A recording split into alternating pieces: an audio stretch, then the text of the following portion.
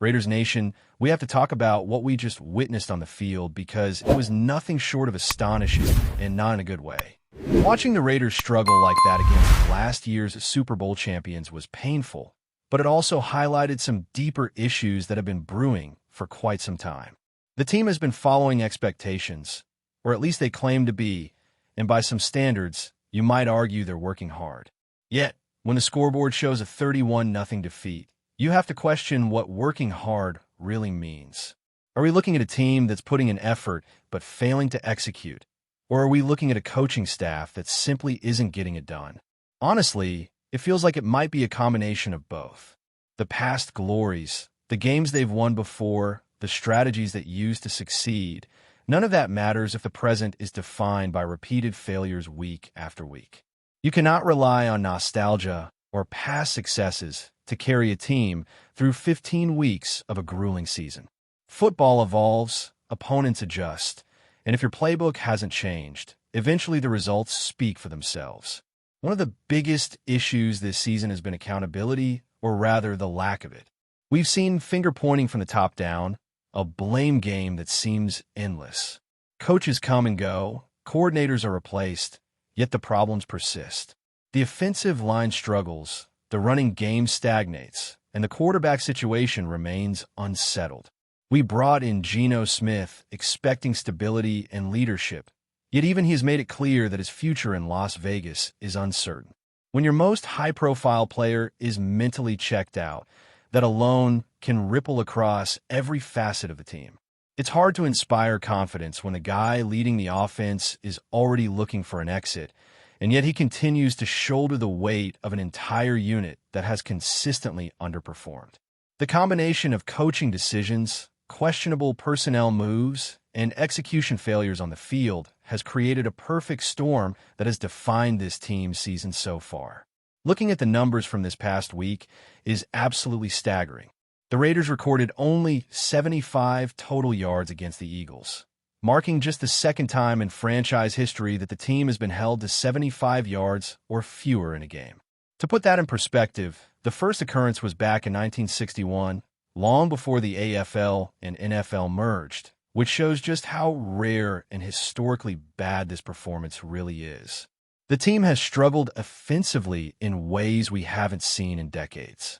Not only were they shut out, but they were also repeatedly outgained by an astonishing margin, leaving fans and analysts alike questioning how a team with this much talent could be so thoroughly dominated on the field. Week 7's loss to the Chiefs mirrored this trend, and now, with another 31-0 defeat, it's clear that the Raiders are experiencing a level of dysfunction rarely seen in modern football. Defensive struggles compound the problem. Despite having some talented players and a defensive-minded coach in Patrick Graham, the Raiders have repeatedly failed to execute even the most basic assignments. Watching veterans on the field struggle to set the edge, communicate effectively, or maintain proper positioning has become almost comical, if it weren't so concerning. When players like MAXX Crosby have to yell instructions at teammates in the middle of a game, it is a sign of disorganization that cannot be ignored. Football is a team sport that requires synchronization and discipline, and when the coaching staff is unable to enforce structure or make necessary adjustments, even skilled athletes cannot perform at their highest level. The result is a team that looks like it's playing pickup football rather than professional NFL competition. Offensively, the Raiders have been plagued by predictability and inefficiency. The running game has been stagnant, passing plays are telegraphed, and the offensive line continues to struggle against even moderately aggressive defenses. The decision-making on play calls and personnel deployment raises more questions than it answers. The reliance on pass formulas that worked in different contexts has become a liability, as opposing teams have clearly figured out tendencies and weaknesses. The combination of a struggling offensive line, an uncertain quarterback, and questionable play calling has left the Raiders unable to sustain drives, score points, or generate momentum. In this modern NFL era, where offensive schemes evolve rapidly, failing to innovate and adapt is almost a guaranteed recipe for failure. Beyond the numbers and strategy, there's a cultural issue at play. Leadership from the top is critical, Yet there appears to be a disconnect between coaching expectations and player execution. Accountability is often deflected, and internal dynamics, including family ties within the coaching staff, seem to complicate matters further. When roles and responsibilities aren't clear, when decisions appear to be influenced by relationships rather than merit, performance inevitably suffers. Fans see the results on the scoreboard, but the underlying dysfunction goes far deeper. This is not just a team losing games. This is a franchise grappling with systemic issues that affect every level, from preparation and execution to morale and public perception. The Raiders' struggles this season are historic, not in a positive sense. The team has set records for futility, including low offensive output and multiple shutouts within a single season, a level of underperformance that only a few teams in NFL history have ever experienced. These statistics, when examined carefully, tell a story that is hard to ignore. A team with talent, resources, and history is underachieving to an unprecedented degree. Every week, the losses pile up, the offensive and defensive numbers worsen, and the credibility of the coaching staff erodes further. For fans who remember the Raiders' glory days, the contrast is stark and the frustration palpable. This season is testing loyalty and patience in ways few imagined, as hope and optimism are replaced by mounting disappointment and skepticism about the future direction of the team. And then there's the glaring issue of quarterback play. Geno Smith, despite his capabilities, has been placed in a challenging position, having to lead an offense that has struggled to function cohesively. With a lack of protection from the offensive line and an offensive scheme that fails to maximize his strengths, Smith has been left exposed week after week. The mental and physical toll of constantly facing overwhelming defensive pressure cannot be overstated. It's one thing to have talent at quarterback. It's another to provide him with the tools, support, and a system necessary for success. Without that foundation, even the most capable signal caller can appear ineffective, and that has certainly been the case in Las Vegas. Special teams, often overlooked, have also contributed to the Raiders' woes. Failures in basic execution, blocking, coverage, and situational awareness have turned potential scoring opportunities into setbacks. In a league where every yard and every possession matters, these lapses are magnified, leaving the team vulnerable to blowouts and demoralizing losses. The combination of offensive, defensive, and special teams failures paints a bleak picture of a team that is struggling on all fronts, making the task of turning the season around feel monumental. When you layer in questionable coaching decisions, inconsistent leadership, and an apparent inability to adapt, the scale of the problem becomes even more apparent. Continuing from where we left off, it's impossible to overlook the role of the coaching staff in the Raiders' ongoing collapse. Leadership has been inconsistent at best, and at worst, it's become part of the problem. Pete Carroll's approach this season has been riddled with contradictions, stubbornness, and a reliance on past glories rather than present realities. While he has a decorated resume, the performance on the field does not reflect the experience and knowledge he brings. The truth is, even a coach with his credentials cannot mask systemic flaws, and those flaws are evident every Sunday. The team's lack of discipline, fundamental errors, and inability to execute basic assignments are glaring, and it leaves fans wondering whether the issues stem more from coaching mismanagement than player talent. The offensive line has been a recurring point of concern, and it has only worsened under the current regime. Pete Carroll's son, Brennan Carroll, has taken on the role of offensive line and run game coordinator, yet the results have been consistently poor. Every week, the Raiders' offensive front struggles to protect the quarterback, open running lanes, and maintain cohesion, leading to drives that stall before they even begin. This is not a minor issue. It's the foundation of any successful offense. When your quarterback is under constant pressure, your running backs are ineffective, and your line cannot hold its assignments, the entire offensive strategy falls apart. The decision to maintain family ties in critical coaching positions, while potentially well-intentioned, has not produced the desired results. Instead, it has created a scenario where accountability is muddled and systemic inefficiencies are amplified. Meanwhile, the Raiders' offensive philosophy has remained stagnant, almost as if they are attempting to replicate schemes that worked years ago in entirely different contexts. The plays are predictable, the motions lack creativity, and defensive coordinators from opposing teams have clearly adjusted to every nuance of the offense. In today's NFL, innovation is key. Teams that fail to evolve are exposed quickly, and the Raiders have been exposed repeatedly this season. The running game is limited, the passing game is telegraphed, and the play calling does not adapt to in-game circumstances. Even when opportunities arise to make adjustments, they are often ignored, leaving players to improvise on the field with minimal guidance. This lack of flexibility has turned potential victories into lopsided defeats and has left fans questioning the competence of the coaching staff. Special teams, often overlooked in evaluations, have also contributed significantly to the Raiders' misfortunes.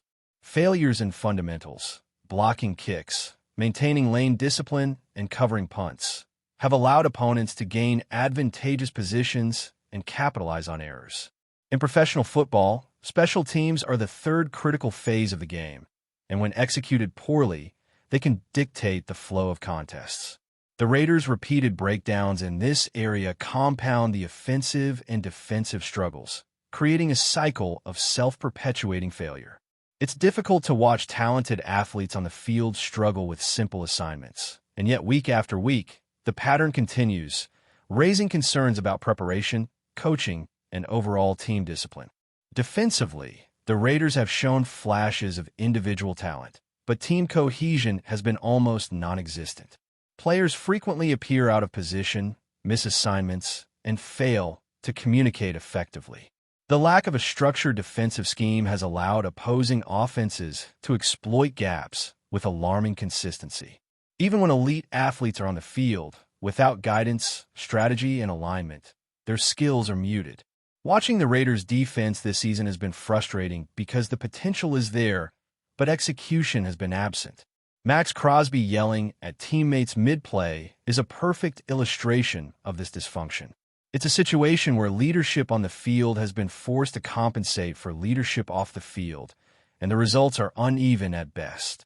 The numbers underscore just how historically poor this Raiders team has been. They have recorded some of the lowest offensive outputs in franchise history, with multiple games under 75 total yards of offense, a feat only previously matched decades ago. They have been shut out multiple times this season, joining a historically short list of teams in the NFL era to experience such repeated offensive futility. The Raiders' performance metrics are not just below average. They are record-setting in their ineffectiveness.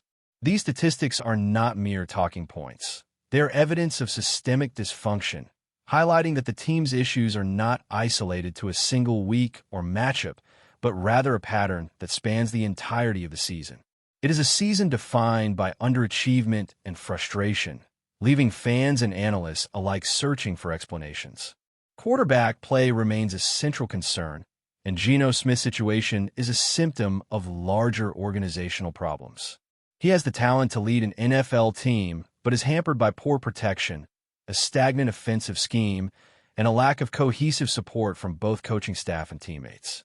Smith's frustration has been visible, and his public statements suggest that he is considering opportunities elsewhere, a troubling development for a franchise in need of stability at the most critical position on the field. When your quarterback is mentally and emotionally checked out, it becomes impossible to generate consistent offensive production.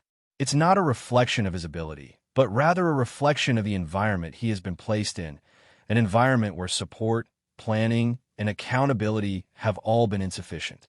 Before we continue, don't forget to subscribe to our channel and give this video a like. Your support helps us keep bringing you the latest updates on our Las Vegas Raiders. And don't be shy. Drop your thoughts on the news in the comments below. Whispers around the NFL world have reached a fever pitch after MAXX Crosby, the relentless pass rusher for the Raiders, responded in no uncertain terms to a recent comment questioning the strength of Las Vegas defense. Sources close to the team say the exchange has sent shockwaves through locker rooms across the league, sparking debates on social media and in sports bars from coast to coast. Crosby, known for his fiery competitiveness and razor-sharp instincts on the field, reportedly did not hold back, delivering a response that insiders describe as both scathing and unapologetically confident. While the exact words have not been publicly released, teammates hint that Crosby's message was clear. Anyone doubting the Raiders' defensive capabilities is severely underestimating them. According to sources, the veteran edge rusher pointed to the team's recent performances, highlighting a level of coordination and aggression that few in the league can match. Rumors suggest that Crosby's reaction may have been fueled by an offhand remark from an analyst who labeled the Raiders' defense as questionable, a comment that seemingly struck a nerve at the Pro Bowler. League insiders believe that Crosby's outspoken response could set the tone for a defense that has quietly been improving, quietly building momentum while critics dismiss their potential.